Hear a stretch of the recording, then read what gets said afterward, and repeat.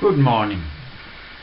First of all, I would like to extend my usual welcome to all our members, new and old, to the annual general meeting of the International Register of Consultant Herbalists and Homeopaths. I know that you will all join with me in giving heartfelt congratulations to our new graduates as they prepare themselves to step forward as practitioners in the art and science of traditional herbal medicine. It is perhaps particularly apt this year that I address you in part on the subject of tradition via the medium of 21st century virtual reality.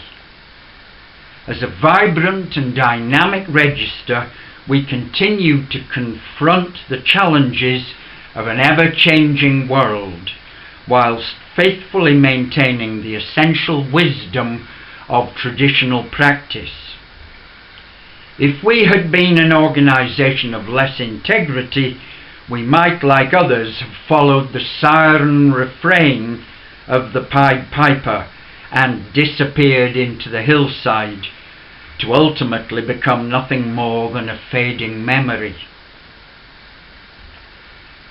Many of those who allow themselves to become beguiled by the seductive refrain appear now to have awakened in consternation and disarray.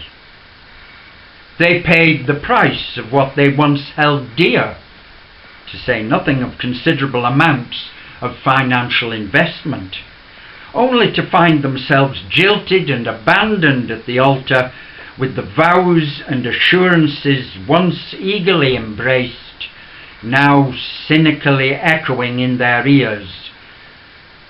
Perhaps, with the wisdom of hindsight, they may remember the aphorism that if something sounds too good to be true, almost without exception, it is. When ambition is allowed to override both common sense and responsibility to the rest of humanity, there is a fellow with a forked tongue standing ready to collect his due. This is the position in which many of the unwary appear now to find themselves. Those of you who are of a certain age may remember the literary creation of Frank Richards, Billy Bunter, the fat owl of remove. Throughout Master Bunter's fictional career, he was notorious for repeatedly seeking loans from his fellow students against the surety of a fictitious 10-shilling postal order allegedly in the post. Of course, the repeated non-appearance of the famous postal order became legendary, but somehow this never seemed to detract from the standard sincerity that he continued to present in an attempt to attract loans which he never had either the substance or intention to honour. Those of you who remember the work of Frank Richards will remember that the date was set in a less politically correct time, when miscreants were called to task and appropriately punished for their misdeeds. The fictional corridors of Grey Friars regularly echoed with cries of "Yahoo!" as Bunter received his just deserts. Perhaps in moments of idle reverie, some of us might relish such a scenario transposed into the 21st century, with the Bunter of the herbal world confronted with the fiction of his fraudulent postal order. His creditors appear to be forming a disorderly queue, demanding instant payment, while he blusters with increasing desperation in an attempt to escape being called to book. The smoke and mirrors have perhaps been deployed with such regularity that even the most inattentive are now becoming aware of the tools of deception. In previous years, I have stated the need for continuous vigilance as we map our way forward through a treacherous landscape.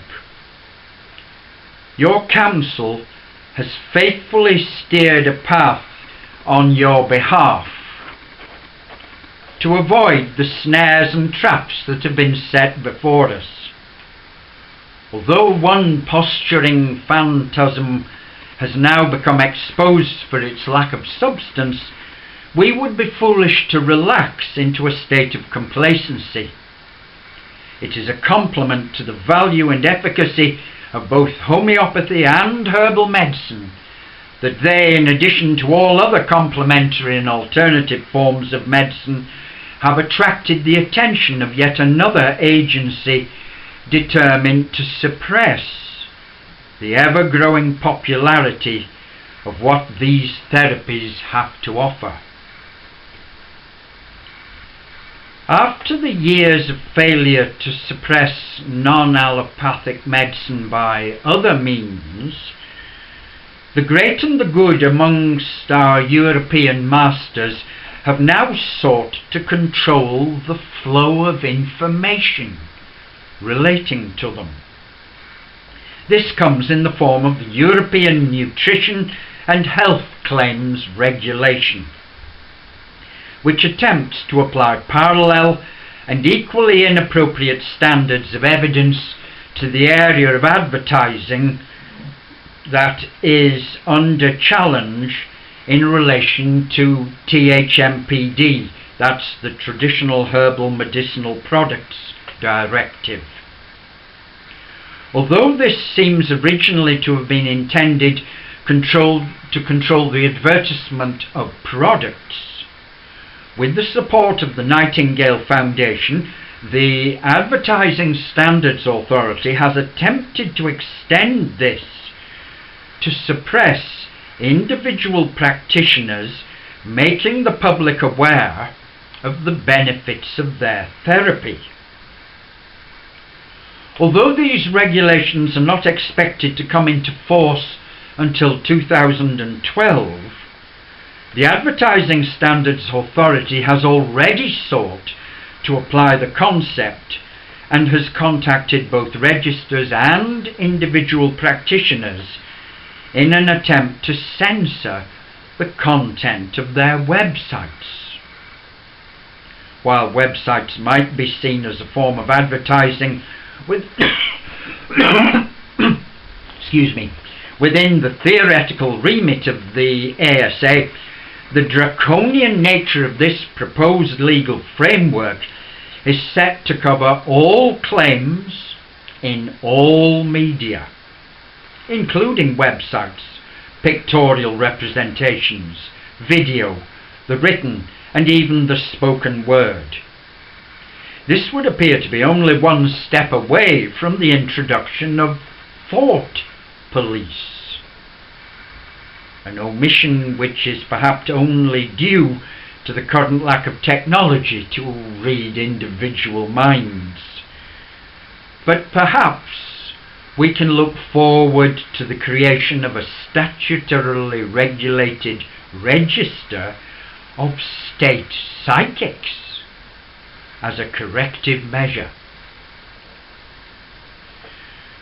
Yet again we see in this regulations being used beyond the original declared area of intention, giving rise to the erosion not only of freedom of choice, but also of freedom of speech. Fortunately, our register has allied itself with champions called CAM, Complementary and Alternative Medicine, who are both active and experienced in challenging the erosion of civil liberties in areas such as this. our registered office, working on your behalf, has already been active in supplying information to counter this challenge, this disgraceful attack on complementary and alternative medicine. Last year, I reminded you that the 7-year lag time with the introduction of the Transitional Herbal Medicinal Products Directive was to expire on the 30th of April this year, and that a large number of products would be withdrawn from the UK market. At the last moment, in the very last week, several products were indeed withdrawn. But MHRA, the government agency, appears to be under instructions from government to fudge the issue and allowed last-minute manufacture during April. This has led to large stocks of many obviously medicinal herbal preparations continuing to be available, with presumably millions of pots available in warehouses. How long will these last? We do not know. But the original intention was that the 7 years was to be used for all those products to disappear. Also, some unusual decisions have been voiced so that high technological preparations of garlic, Korean ginseng and ginger, definitely medicinal in appearance and analysable in a laboratory so that a particular strength can be declared on labels, these are being deemed exempt as foods, even though far removed from a food-like presentation. Their appearance is definitely medicinal. I'd also like to draw your attention to the fact that a fairly well-known supplier of herbal tinctures and indeed crude herbs, Proline, went into liquidation some months ago. It was, of course, a limited company. Now, the regulations relating to limited companies foresaw that in all areas of commerce, companies occasionally fail, go bankrupt, and have to close down. We are informed that using a new company name, this firm reopened the following day and carried on trading as if nothing had happened. In our opinion, that is extremely unethical behaviour. I am today inviting you to consider carefully whether you wish to do business with such an organisation. If you're searching for alternatives, telephone me and I'll put you in touch. Today, although in virtual format, I stand before you in spirit, proud to belong to an organisation that has chosen to stand by its traditions and what is right. There is a saying with which many of you will be familiar. It says, "Beyond the mountains, there are more mountains." To the uncertain, this might seem discouraging, but the true value of this saying is to remind us that each conquered summit develops the experience, skill and confidence of the mountaineer to be better equipped to face the challenges that lie ahead. Without challenges to overcome, we would cease to develop and run the risk of atrophy. So I say to you now, honour yourself, honour your ability, honour your strength, and face the future with courage and confidence. Thank you.